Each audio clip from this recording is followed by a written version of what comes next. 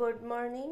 আজকে আমি আপনাদেরকে এগ ভুনা রান্না করে দেখাবো। এখানে এগ নিয়েছি, এখানে আছে বড় গ্রিন চিলি, টমেটো, আদা, একটা পেঁয়াজ কুচি আর কাঁচামরিচ।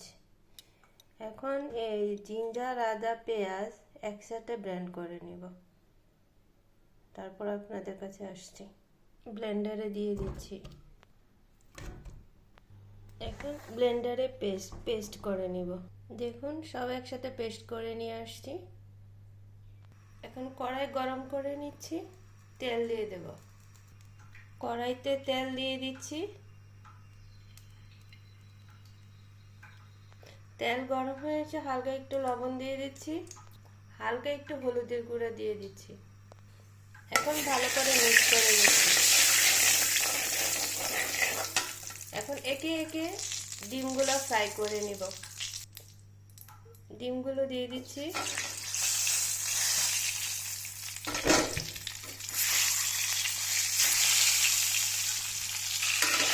ডিমগুলো হালকা ফ্রাই করে নিব।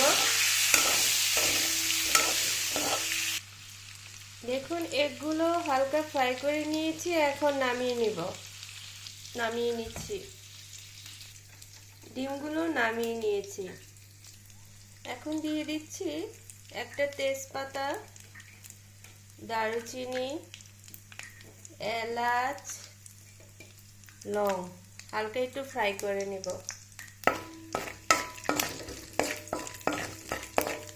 এখন এই আদা, রসুন, টমেটো, পেঁয়াজ পেস্টটা দিয়ে দিচ্ছি। 1 চামচ লবণ দিয়ে দিচ্ছি। এখন এই পেস্ট তেল না ওঠা পর্যন্ত ভালো করে ফ্রাই করে নিব। তারপর আপনাদের কাছে আসছি। দেখুন, মশলা কষানো থেকে কি সুন্দর তেল বেরিয়ে আসছে। এখন সামান্য একটু জল দিয়ে দিব। জল দিয়ে দিচ্ছি।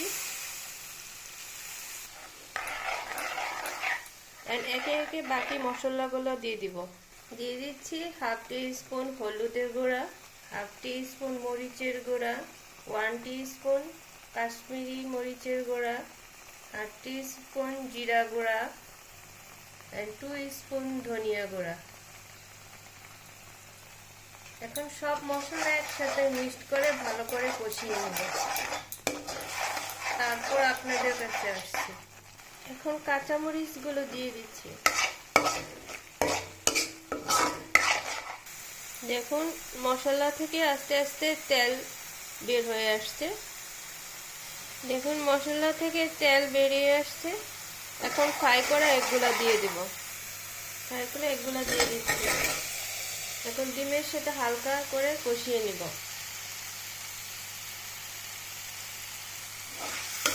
কষিয়ে নিচ্ছি ডিমের সাথে।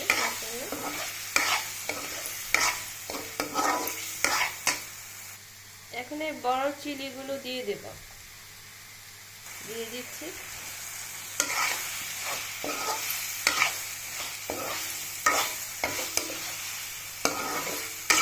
তারপর আপনাদের কাছে আসছি।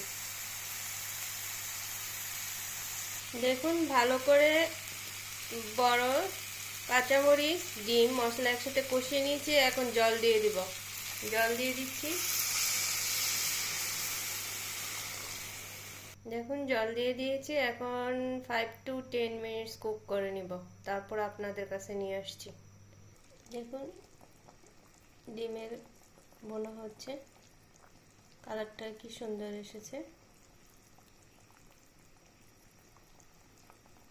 এই যে আমার এগ কারি, এগ বোনা চিলি দিয়ে তৈরি হয়ে গেছে। আজকের রেসিপিটি আপনাদের কেমন লাগলো সবাই কমেন্ট করে জানাবেন। আজকে এখানে শেষ করছি। সবাই ভালো থাকবেন। খুদা হাফেজ।